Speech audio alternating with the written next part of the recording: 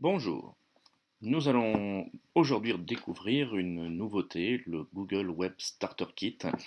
Nouveauté au sens où il est sorti à la dernière Google I/O et présenté comme étant un kit de démarrage pour éviter de partir d'une feuille blanche, pardon, d'une page blanche quand on monte un site HTML. C'est un ensemble, donc ce qu'on appelle un kit de démarrage, qui n'a en cela rien d'extraordinaire parce que c'est pas le premier dans la collection, mais qui a l'avantage d'aller un peu au-delà de ce que la plupart des kits de démarrage font, c'est-à-dire qu'il va mettre en place un ensemble de bonnes pratiques en plus d'une mise en place assez classique d'un reset CSS par exemple, ou d'un starter JavaScript. Il nous met en place tout un tas de choses, comme nous allons le constater. À savoir, si on lit la doc en anglais du Starter Kit, hein, qui donc se trouve à cette adresse, on va constater que le Starter Kit est composé d'un ensemble de choses qui vont nous permettre effectivement d'optimiser le support multi-device, c'est-à-dire le multinavigateur, le côté responsive de ces éléments, le live reload avec un serveur web embarqué qui nous permet de tester en direct, et on va le voir, y compris sur plusieurs navigateurs en même temps. Des pages de base HTML bien évidemment, je sais pas trop tellement il y en a, dans quel sens les aborder, mais nous avons effectivement la compilation de CSS avec SAS, euh, voilà, un ensemble de choses, un ensemble d'outils donc. Parmi ces outils, bien, nous allons commencer par installer le starter, le WKit, donc le W Starter Kit, pardon, le Web Starter Kit. Et c'est là où effectivement par rapport à d'autres starters, il est un petit peu plus compliqué à installer puisqu'il suppose un ensemble de prérequis sur la machine sur lequel on va travailler, qui sont relativement classiques par rapport aux chaînes de production front-end maintenant, c'est-à-dire qu'il va utiliser effectivement donc Git, qui est je le rappelle, un gestionnaire de version qui va donc nous permettre notamment de récupérer le kit de base sur notre machine, donc avec un clone comme on le verra. Nous allons avoir besoin de Node.js d'installer sur la machine également, donc Node.js qui est dont ce qui nous intéresse surtout est un gestionnaire de paquets, donc qui va nous permettre là encore d'installer un certain nombre de choses, dont, dont les outils nécessaires, pardon. Nous allons avoir également besoin de Ruby, notamment parce que SAS est écrit en Ruby et qu'il va donc falloir Ruby pour le faire tourner. Le gestionnaire en question utilise Gulp, donc Gulp est un outil d'automatisation de tâches, un peu sur le modèle de Grunt, peut-être un peu plus moderne, on va dire, dans certaines pratiques, mais la logique est à peu près la même que Grunt, lequel Grunt n'est d'ailleurs pas encore très répandu, mais les deux sont assez émergents, on va dire, et à suivre de très très près quand on fait du développement front-end. Et donc installer SAS également. Alors attention à installer les outils en question dans cet ordre, puisque donc notamment les trois premiers sont un petit peu indépendants, mais Gulp se repose sur Node et SAS se repose sur Ruby, il faut donc les installer évidemment dans l'ordre. Donc ça c'est les prérequis, donc je passe dans ce tuto assez rapide sur l'installation de ces éléments-là. Vous trouverez assez facilement sur Git la méthode d'installation de l'outil Git, soit sur Mac, soit sur PC. Alors, je précise que je travaille là sur PC, sur Mac, pardon, pour ce petit tuto, mais on pourrait l'envisager sur PC, ça tournerait tout aussi bien. Tous ces éléments-là existent aussi sur PC, peut-être moins facile à installer pour certains d'entre eux, mais ça fonctionne très bien. Donc Node.js, c'est pareil, quand on se rend sur le site Node, pardon, vous avez un bouton install et puis il suffit de suivre la procédure d'installation, rien de compliqué.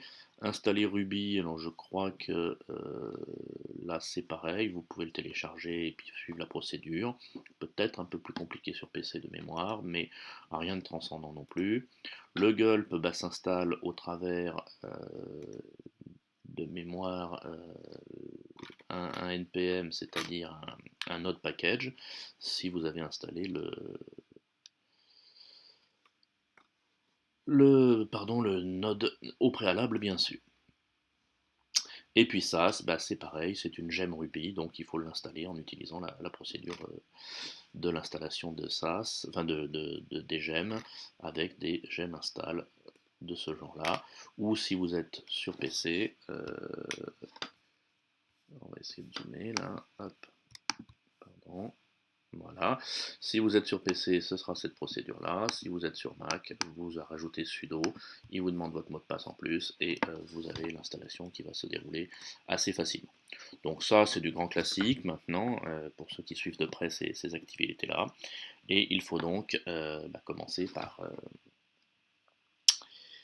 faire ces installations une fois pour toutes. Une fois qu'on a fait ça, je vais déjà, parce que j'ai oublié de le faire le ménage dans ce que j'ai expérimenté hier, à savoir, hop, non, c'est bon.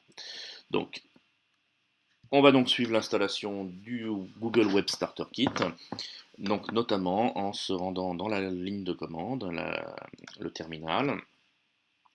Donc, puisque la plupart de ces installations se font via le terminal, on va donc se rendre dans le dossier sur lequel on veut installer notre, notre application, donc au moins pour la partie expérimentation locale, enfin construction locale.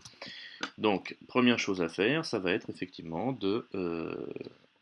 pardon, je vais me zoomer ici, de faire un clone du projet. Donc, je fais un git clone avec l'adresse du starter kit et suivi du nom du dossier sur lequel je veux créer ma version. Si vous ne précisez pas le nom de votre projet, il va l'appeler Web Starter Kit tout simplement à la racine de votre projet. Donc cette commande-là, je la lance tout de suite parce que ça prend un certain temps. Il va en fait commencer à télécharger des composants sur le web. Donc là c'est assez rapide effectivement. Il met en place une structure de base. Une fois qu'on a fait ça, on va constater que on va avoir un ensemble de choses qui vont se mettre en place, comme vous pouvez le constater. Je vais avec le Finder, mon projet, où est-ce qu'il se trouve? Mon projet, il est ici. Donc vous le constatez, vous avez un dossier app avec vos pages HTML, CSS, etc. Et puis quelques fichiers à la racine de la chose. Pour mieux visualiser tout ça, nous allons nous y rendre en utilisant mon fameux outil de prédilection. Je vais juste créer un projet rapidement pour pointer vers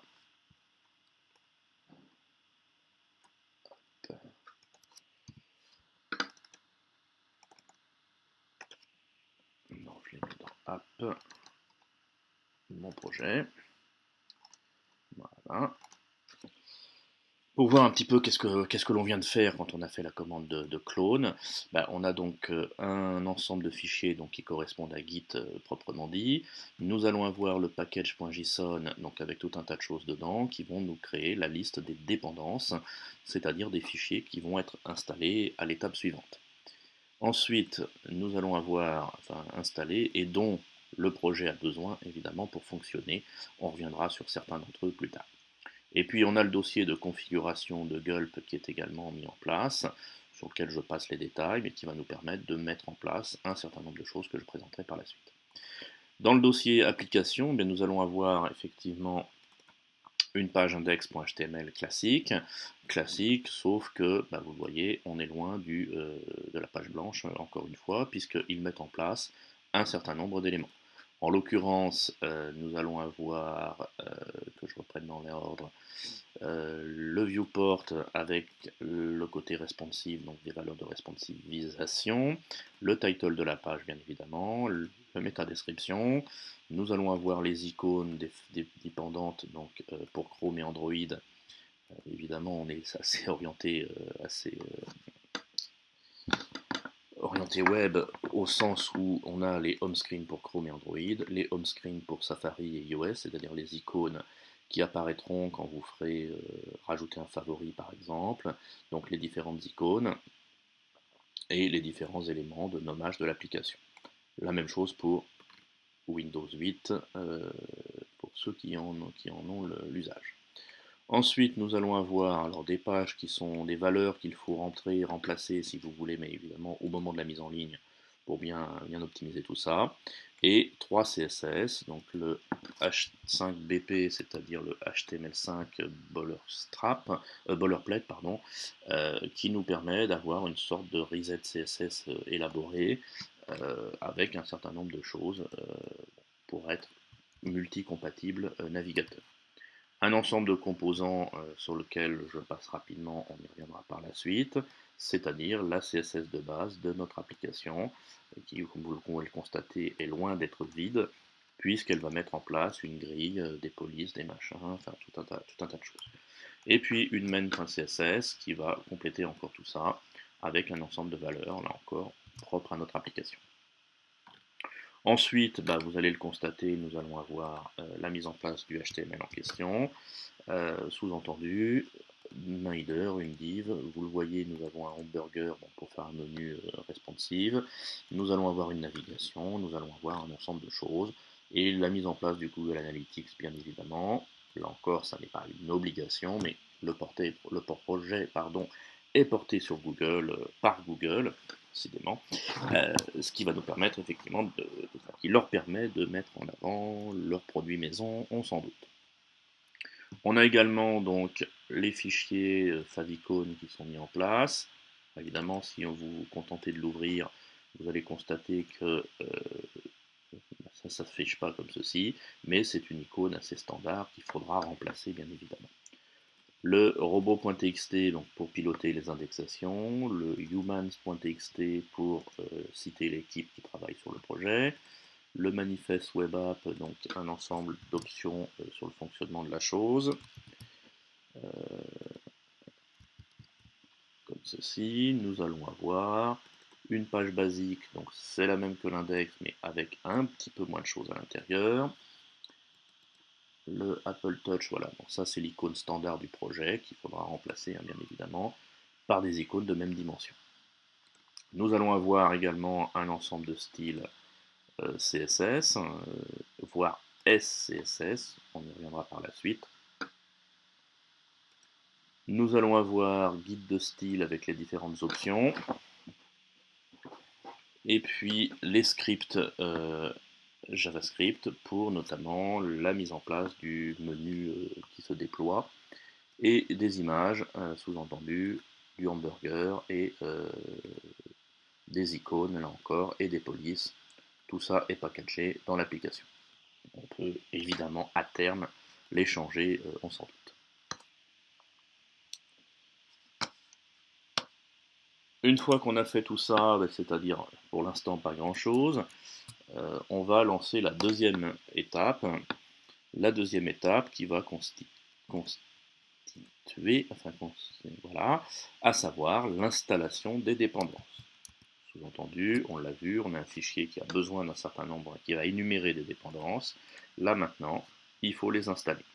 Donc le npm install va nous permettre de justement télécharger, là encore, à rapatrier les différents éléments pour les avoir en local, de manière à ce que lui puisse piocher dedans pour faire toutes ces étapes de configuration. Donc cela prend un petit peu de temps.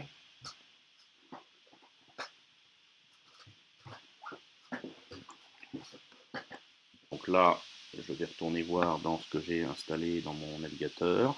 Vous voyez qu'il a installé un dossier Node Modules en plus avec un ensemble de choses. Donc le tout pour quelques mégas, à savoir nous avons 143 mégas effectivement d'installés, d'outils, d'optimisation, etc. Donc bien entendu, si on a plusieurs projets web en même temps, il va y avoir des choses qui vont se dupliquer bien évidemment. C'est un petit peu le problème de la chose, mais à l'arrivée, on va pouvoir produire des sites qui sont largement optimisés, ce qui est quand même le but du jeu. Une fois qu'on a fait ça, on est bien content, mais on n'a pas grand chose à regarder, puisque pour l'instant, on n'a rien exécuté encore. C'est là où on va commencer à lancer le gulp serve. Gulp serve, c'est-à-dire qu'on va pouvoir voir ce qu'il se passe, tout simplement, ce qu'on vient d'installer. Donc là, va se lancer un serveur web qui va nous permettre justement de pouvoir voir ce que l'on est en train de faire. Et on le constate, on est en train de surfer tout simplement sur un site, ou sur un début de site plus exactement, euh, qui va nous permettre de voir un certain nombre de choses. Donc nous avons premièrement la page de base qui est ici, et nous avons le style de guide, le guide de style plus exactement, qui va nous montrer tout ce qu'on a installé, la CSS standard, avec les différentes possibilités de la CSS. Là encore, on peut bien entendu s'en inspirer, s'en éloigner un petit peu, bien évidemment. Nous avons une grille CSS, nous avons un certain nombre de jeux de couleurs cohérents, nous allons avoir des petits trucs de mise en avant de différentes choses, et puis différents éléments, là encore, définis dans ce kit. Donc en gros, une bonne boîte à outils, plein de petites choses intéressantes, bien évidemment. Chose intéressante, c'est que vous le voyez à ce niveau-là, je vais insister dessus, notamment en allant zoomer ici. Donc là, nous avons, au moment où on lance le gulp serve, il nous indique l'adresse sur laquelle on va pouvoir surfer pour consulter notre site. Donc là, vous aurez sans doute pas tout à fait la même que moi, mais l'avantage de la chose, c'est que si je lance un émulateur iPhone par exemple, eh bien, je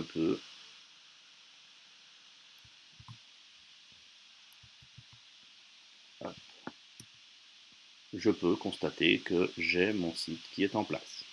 Si je vais sur un émulateur Android, pareil. Donc là,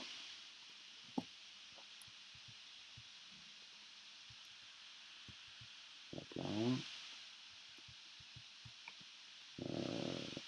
paste. Voilà, nous allons avoir donc l'émulateur qui se met en place également, et vous constatez que nous avons la même chose. Hop, je vais le mettre sur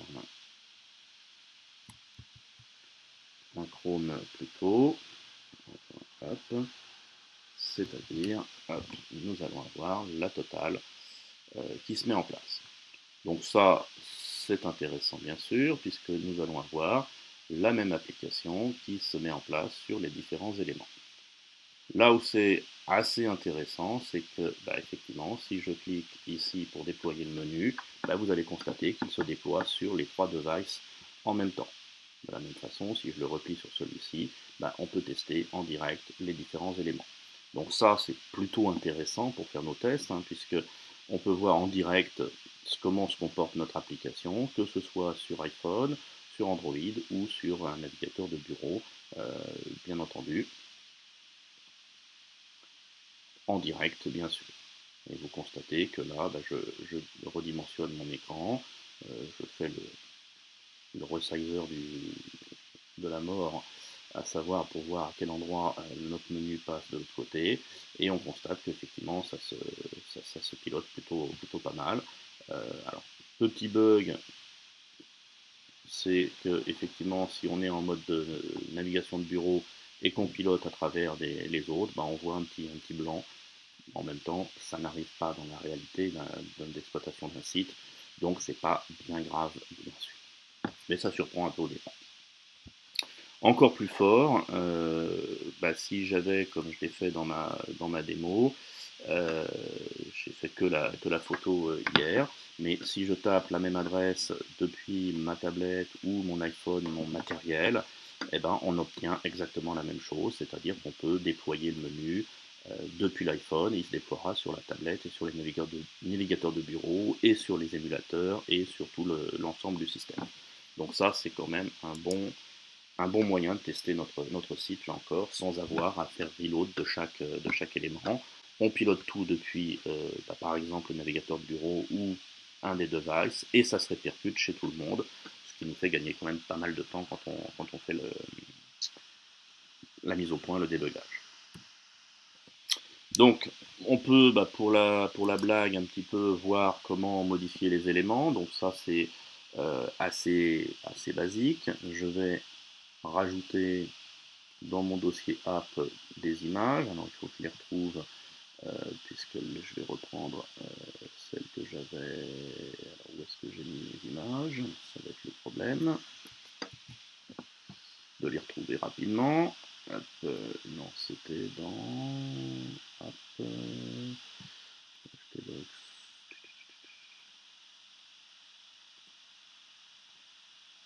voilà, je vais prendre mes images là, et je les mets dans mon dossier images ici. J'aurais pu en mettre qu'une d'ailleurs, ça ne change pas grand chose. Donc ensuite, eh bien, nous allons aller dans le fichier, hop,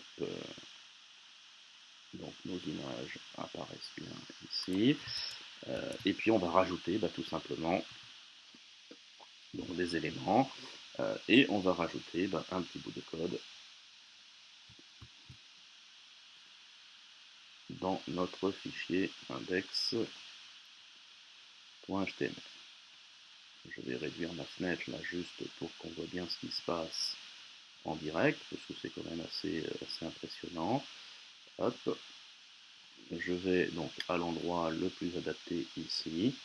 Je glisse mon code, maintenant rien d'extraordinaire, hein, c'est juste une image que je rajoute dans ma page, et dès que je sauvegarde, il va se mettre à jour, aussi bien sur cette version-là que les autres qui se mettent à jour en direct, là encore.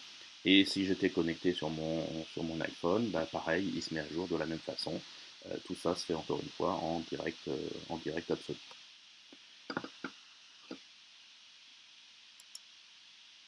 Pour la CSS, là c'est pareil, on va pouvoir modifier notre CSS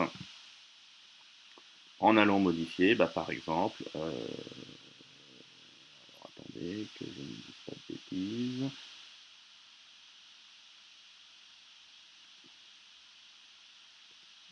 Donc nous avons les SCSS qui sont évidemment les fichiers compactés. Nous allons avoir notre CSS, donc main.css ici. De la même façon, j'ai perdu ici. Si je modifie ma CSS, je vais pouvoir effectivement répercuter ça en direct toujours sur mes différents éléments. Donc là, j'ai mis le bonjour en bleu, bien évidemment. Donc ça, c'est plutôt intéressant. Encore, on est en direct. Chose aussi intéressante, on va rajouter un petit bout de JavaScript. Hop là. À savoir, dans mon fichier index toujours, je vais rajouter mon JavaScript.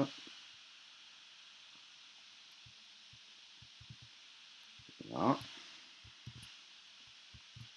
Et je vais lui rajouter ici un app, un petit JavaScript app.js. Ah, je me suis loupé.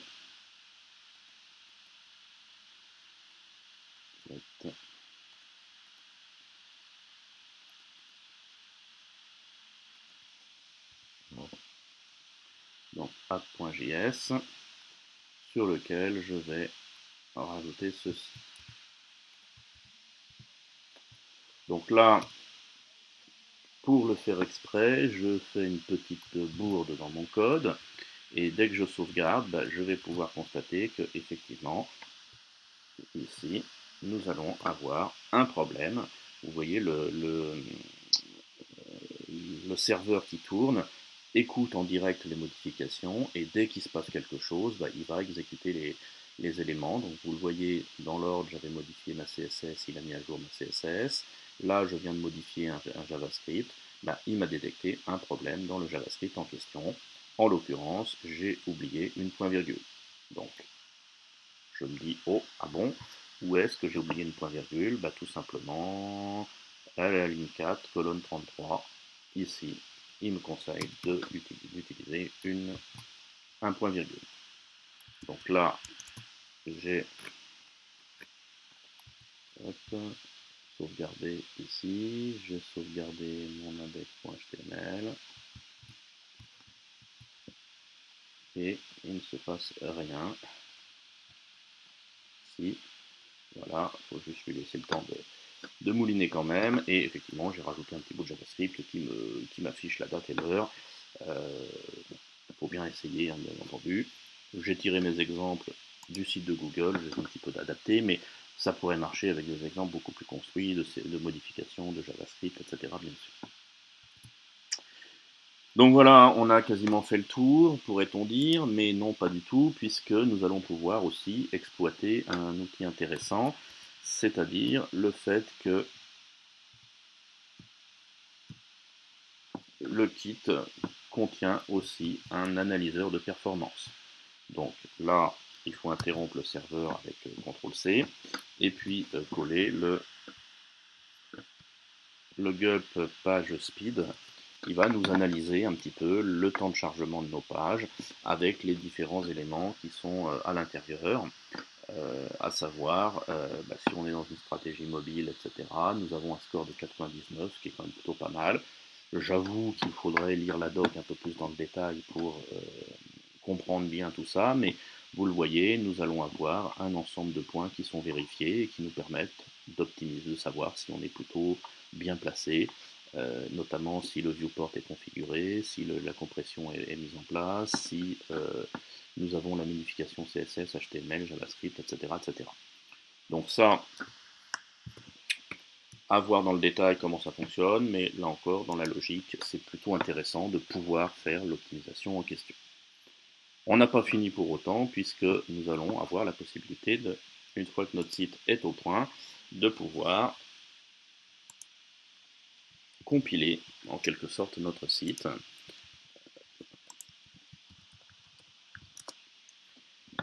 En l'occurrence, en utilisant la commande gulp tout court, donc GULP, la commande gulp qui va nous, on va dire, finaliser notre projet, donc à faire une fois qu'il est évidemment fini, ou quasiment, puisqu'il va appliquer un ensemble de bonnes pratiques dont vous le constatez en défilant sur l'écran, vous ne voyez peut-être pas sur la vidéo, mais il va enchaîner les différentes étapes de compression. Il va notamment compiler les fichiers SCSS, puis optimiser les tailles des différents composants. Le JSInt, c'est la vérification du code JavaScript. Le HTML, qui va être compressé aussi, et ainsi de suite. À l'arrivée, on va avoir donc, les différentes étapes qui se mettent en place, et nous allons avoir, on va y revenir ici, un dossier dist qui se met en place, c'est-à-dire ce qu'il va falloir distribuer, sous-entendu mettre en ligne sur notre site. Donc mettre en ligne sur notre site, alors qu'est-ce qui nous a généré? Ce dossier dist, ça va être donc justement les éléments à mettre en ligne. À savoir, si je compare ici, nous allons avoir donc tous les icônes, les images, le HTML, etc. qui constituent notre projet. Vous constatiez notamment que dans notre dossier app, nous avions dans le dossier script 2 scripts. Là, dans le dossier script, on n'en a plus qu'un qui est minifié et qui contient la somme de tous les fichiers JavaScript. Dans le dossier style, c'est pareil, on avait tout un ensemble de feuilles de style. Là, on n'en a plus qu'une qui est minifiée également. Pour les images également, nous allons avoir un ensemble de choses. Je vais ouvrir les fichiers avec un éditeur pour vraiment voir ce qui se passe. Et vous allez constater que si je prends le fichier index, le fichier index qui au départ, avant la compression, ressemblait à ceci, c'est-à-dire avec beaucoup de contenu, beaucoup d'espace, etc. Une fois passé à la moulinette, vous le voyez, il est vraiment compressé à ce niveau-là. Le fichier style composant donc notre feuille de style, sans trop de surprise, un peu lourd à charger du coup, mais sans trop de surprise, également minifié. Le dossier script, pareil, si j'arrive à l'ouvrir, là il commence à patiner un petit peu, mais là encore, parce qu'un éditeur qui charge des fichiers minifiés, bah, alors moi j'ai pas beaucoup de JavaScript dans mon projet, mais vous le voyez, il va nous le compresser, il nous l'a compressé, pardon, bien sûr. Voilà, donc là on a fait à peu près le tour de cet outil Google Web Starter Kit, qui n'est pas forcément à mettre dans toutes les mains parce qu'il suppose quand même des prérequis techniques importants, mais qui nous met en place quand même pas mal de petites choses auxquelles il faut penser, notamment bah, les fichiers indispensables d'icônes, de fonte, CSS minifié, JavaScript minifié, HTML minifié, etc. Tout ça auquel il faut penser maintenant quand on fait un site de nos jours.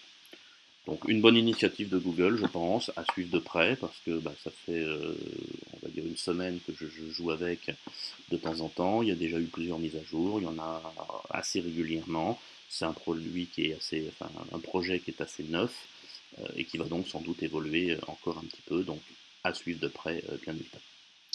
Voilà, ce petit tutoriel est fini et nous nous retrouverons prochainement pour un nouveau. Au revoir.